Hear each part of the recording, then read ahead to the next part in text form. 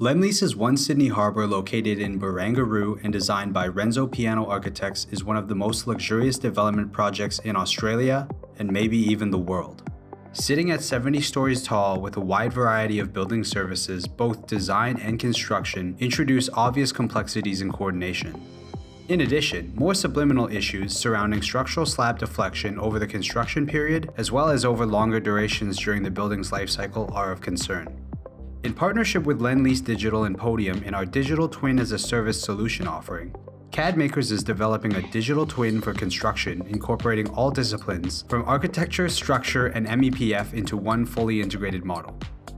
In this video, we'll be sharing a project update from our typical floor concrete slab deflection studies, where we integrated finite element analysis output data from the structural engineering consultants. Here we're determining the short-term and long-term impact of the structural deflection on the various elements within the level through different construction timeline scenarios.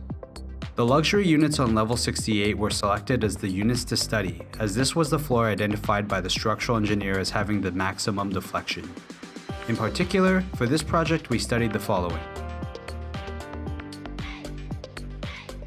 This video will focus on the first study, analyzing the impact of the deflection on the adequacy of ceiling space for the installation of services. Data for a single construction scenario, the worst case of the services install timeline, is shown here. Starting with the finite element analysis output data, we translated the deflection data into a mesh surface and heat map to visualize the structural deflection. Next, we layer in the digital twin components of MEPF, interior architecture, and exterior facade to identify areas of potential risk. Since we have building components incorporated into the model, we can precisely identify areas where the deflection of the slab above will limit the space allocated to piping or ductwork, equipment, lights, or other elements within the ceiling space. Here we can see a tightly packed ceiling space above the kitchen for one of the units, where the addition of the structural deflection means there is insufficient space for the services. From here we work with the GC and associated trades to assess the impact and identify solutions. This is another example of a pinch point where one of the proprietary Sovin or aerator fittings for the riser stack does not fit in the ceiling space, taking into account the deflection at this location.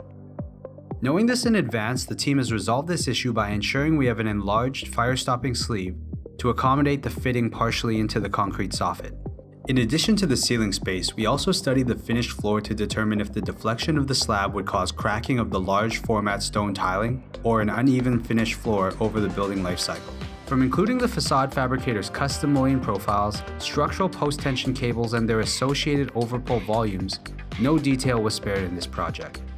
Although the digital twin is beautiful in itself, it's not just a pretty picture.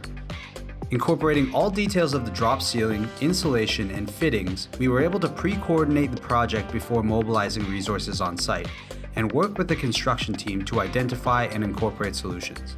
While this project is still ongoing, our hope is that our digital twin solutions don't stop with just coordination. With all the necessary equipment metadata incorporated into the twin per industry or client-specific standards, this will soon be an as-built digital twin model that can be used for downstream operations and maintenance purposes. This data can include model numbers, operational data, maintenance data, and even spec sheets. When sensor technologies catch up, this data can be fed into the digital twin as well.